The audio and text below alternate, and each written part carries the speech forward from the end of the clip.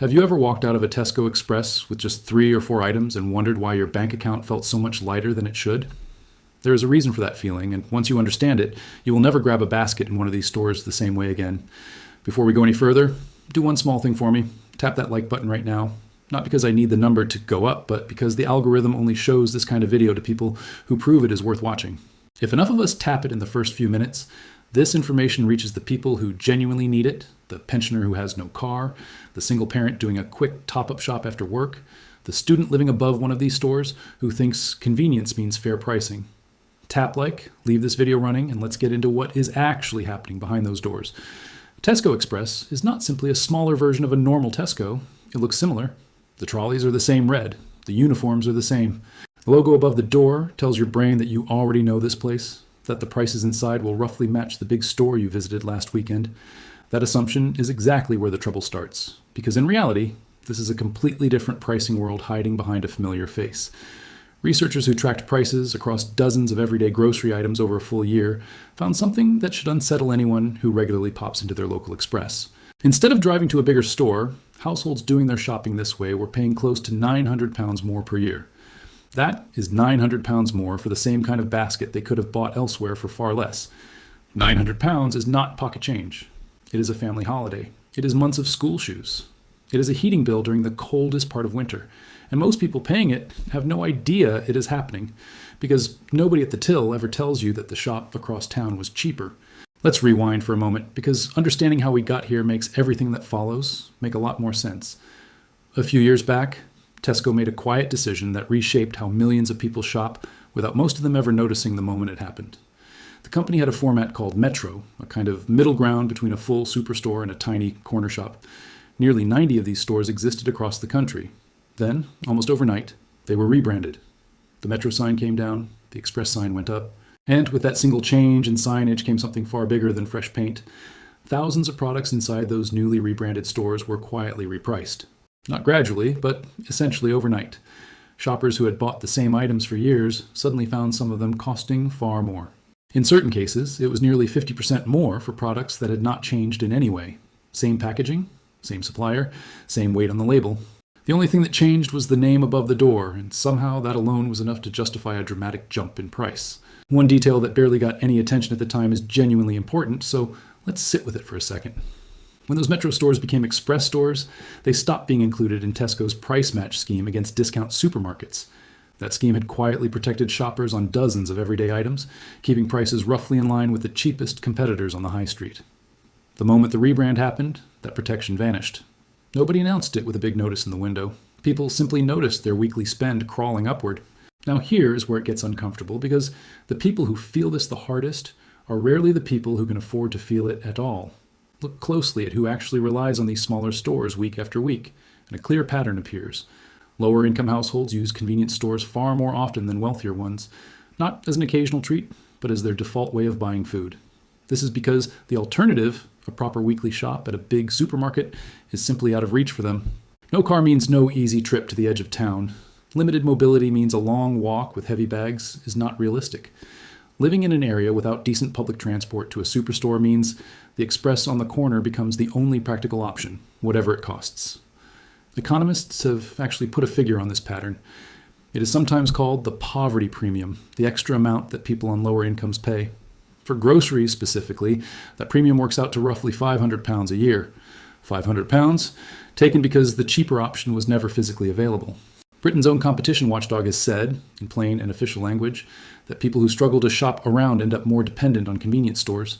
They stated that those stores tend to be pricier and stock mostly branded goods rather than the cheaper alternatives found in bigger stores. That is not a campaigner making a point. That is the regulator whose entire job is to keep markets fair, stating it directly. Sit with that for a second. The store branding itself as your friendly neighborhood shop is taking money from the people who have the least room. Being close to your house does not mean it is kind to your wallet. Those are two completely different things that are easy to confuse. Next time you are actually standing inside one of these shops, do something most people never bother to do. Look properly at what fills the shelves. Not what you are there to buy, but everything around it. You will notice something quickly. Crisps, chocolate, fizzy drinks, sweets. These products are not just present, they dominate. They take up the best positioned shelving, the eye-level spots, and the long central aisles. This is not an accident. And it is not because your local community secretly craves more sugary snacks than fresh vegetables. It is a business decision, and Tesco is actually open about the reasoning if you look for it. Smaller shops have limited floor space, so every inch is expected to earn as much money as possible. High profit margins get priority. Products with the fattest profit margins, the crisps, the chocolate, the fizzy drinks, get priority over fresh ingredients. Whatever space is left over afterward goes to the proper cooking staples that most families actually want to build meals around. What that means in practice is unsettling once you notice it. The shelf has not been arranged to reflect what is good for you. It has been arranged to squeeze the maximum revenue out of every square foot of floor space. You're not browsing a neutral selection. You're walking through a carefully engineered profit machine dressed up to look like a friendly local shop. And this leads to something that quietly stings even harder. It is not only that the shelves are tilted toward expensive processed food, it is that the cheap version of what you actually need is very often nowhere to be found at all. Walk into a big superstore and you usually get real choice, a rock-bottom budget option, and a decent mid-range own brand. You can pick whichever fits your week. Walk into an Express, and that budget option has frequently vanished completely. The cheapest tin of tomatoes, the basic bag of pasta, the no-frills everyday essentials range, they are simply not stocked. They generate the thinnest profit, and shelf space is too valuable to waste on them. So picture this scenario. You need a jar of pasta sauce. The basic version you would normally buy is not on the shelf. Your only choices are the mid-range jar or the brand. You never actually chose to trade up. The cheap option was removed before you even walked through the door. You were quietly nudged toward spending more without a single extravagant decision on your part. Multiply that across a handful of items. The extra cost adds up fast without ever feeling like a deliberate splurge. If you have found this eye-opening, do something for me. Drop a single word in the comments right now. Just type in the word aware so I can see how many people are catching on. It genuinely helps this video reach further. And I want to know you are still with me for the next part, because it gets more revealing. Let's talk about something that trips up plenty of careful shoppers. Pick up something chilled, like fresh meat or milk, and check the date. In these smaller stores, shoppers regularly report picking up items that expire that same day or the next, sitting right at the front. This is not some hidden conspiracy. It comes down to basic retail logistics. Stores restock using a simple system. Oldest stock goes to the front, newest goes to the back, so nothing gets wasted. That is normal and sensible. The issue is that smaller stores receive smaller, more frequent deliveries because they have far less room to store extra stock. That means shorter dated stock cycles through more often. And busy staff do not always have time to properly rotate everything. The result is that in a small express store, the item at eye level might have far less life left in it than at a bigger branch. The fix here is simple and costs you nothing except a few extra seconds. Before you grab something, glance at the date. Reach toward the back if you can. It is a tiny habit that protects both your food and your money.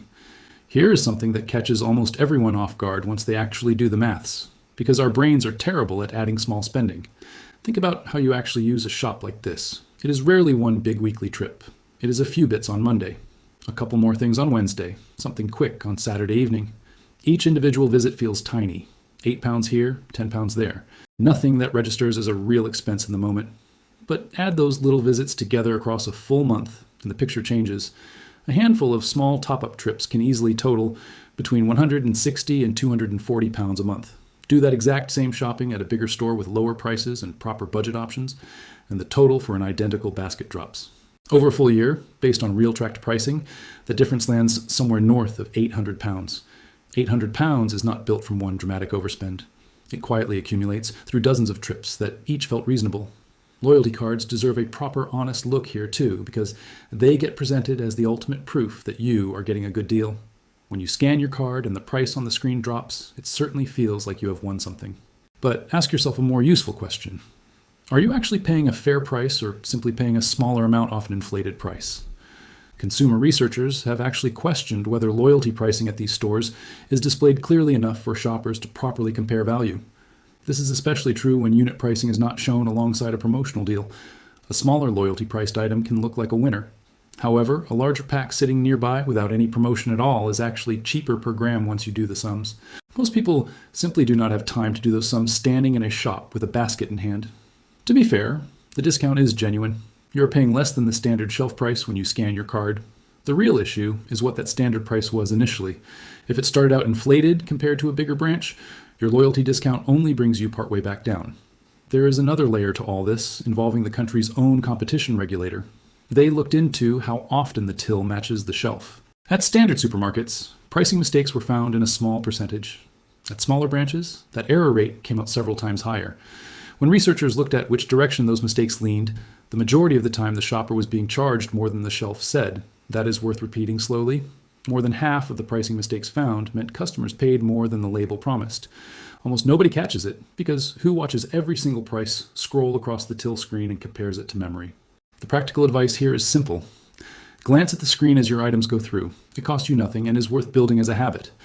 There's one more detail worth understanding, specifically about the layout of the store and the walk from the door to the till. In a lot of these branches, that walk has been carefully designed rather than left to chance. Everyday items like milk sit at the back. To reach the milk, you're guided past shelf after shelf of snacks and drinks stacked right beside the till itself. This is not laziness in store design. It is the opposite. It is deliberate psychology built on decades of retail research. The research shows that the longer a shopper walks past tempting products, the more likely they are to add something extra to the basket. Then there's the queue itself, often narrow and slow. Standing there with nothing to do puts you eye level with chocolate bars. £1 here, £1.50 there. None of it feels significant, yet these additions are precisely why average basket sizes run higher. You went in for milk. You walked out with milk, a chocolate bar, and a bag of crisps, and somehow it felt like no real decision. Self-checkout machines add another subtle layer. Standing at a screen, tapping through options, moves faster than a conversation with a cashier. There's less time to notice the total climbing. Convenience formats are built around fast, frictionless transactions that favor the store. Recognizing it is the first real step toward shopping through it rather than being shaped by it without noticing. We are deep into this now, and there is still more worth knowing because the next part connects everything into something bigger. Before we continue, if this video has been useful, send it to one person who does their shopping entirely at their local Express. This information genuinely helps people save real money. While you are at it, hit subscribe too, because there is more like this coming. Now let's talk about rapid delivery. Fast grocery delivery services promise your shopping at your door in as little as 20 minutes. What most users never realize is exactly where that order is actually coming from. It is not pulled from a big superstore. It comes straight from your nearest Express branch, priced exactly the same as if you had walked in and shopped the shelves yourself. That means when you order, you're paying Express store prices, already elevated, plus a delivery charge on top of that. One shopper tested this directly with 20 everyday items. The rapid order came out well over £15, more expensive before fees. That is a meaningful, largely invisible premium, hiding underneath a service most people assume is simply charging them for speed. While all of this has been happening quietly to shoppers, the number of these stores has been expanding at a remarkable pace. Dozens of new branches opened just last year, with dozens more already planned. Old sites are being converted and rebranded at speed. The total footprint continues to climb toward well over 2,000 locations, making this a dominant physical presence on British high streets. Meanwhile, independent local shops, the family-owned businesses that have served streets for generations, are going through their toughest period in years. Investment from independent retailers has been falling. Total sales across the independent sector have dropped. Jobs have fallen too. The trade body has been direct about the reason, pointing squarely at fierce competition from supermarket-owned convenience chains. It is only fair to say something honest before we wrap this up. Smaller stores genuinely do cost more to run than big ones. Higher rent on high street locations and more frequent deliveries are real costs that help explain why prices sit higher. But higher running costs do not fully explain the lack of honesty around it. The problem was never the existence of a price gap. The problem is that almost nobody has been clearly told how large that gap actually is, or that loyalty cards only close part of it, or that their rapid delivery order is quietly priced higher, or that budget versions were removed before they even arrived. So here is what I want you to take away. Convenience is not free, but it should not mean confusion either. It should not mean shoppers, especially those with the least room, quietly losing hundreds of pounds a year without being told why. The next time you walk into one of these stores for a quick top-up, pause for just a second. Check the date on the items. Glance at the price on the till screen. Ask yourself whether this trip could have waited for a bigger shop with fairer prices. Small habits like these will not change the system overnight, but they will absolutely protect your pocket. One shop at a time. And that, at the end of the day, is the real point of all of this. Knowledge is the one thing they cannot take from you. Once you see how the pricing actually works, you cannot unsee it, and every trip becomes a choice made with open eyes. Think back to that feeling we started with. Walking out with a few items and feeling the pinch more than the receipt justified. That feeling was not in your head. It was the result of baseline prices, missing budget options, and short-dated stock at the front. It was the result of delivery pricing stacked on elevated costs, and a layout built to nudge you towards spending more than planned. None of it happened by accident, and none of it was ever clearly explained to the people walking through those doors every single day. You do not need to boycott your local shop. For genuine emergencies and quick top-ups, convenience still has its place. What matters is walking in with your eyes open instead of your guard down. Check the price on the screen and the date. Ask yourself if this trip could wait for a bigger shop. Small habits will protect your own pocket starting today. If this video gave you something worth knowing, make sure it does not stop with you. Like it, share it, and subscribe for more. I will see you in the next one. Thank you for watching and for being aware of how these systems work.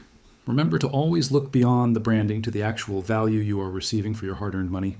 Your awareness is the strongest tool you have in the modern marketplace. Stay informed and keep questioning the prices you see.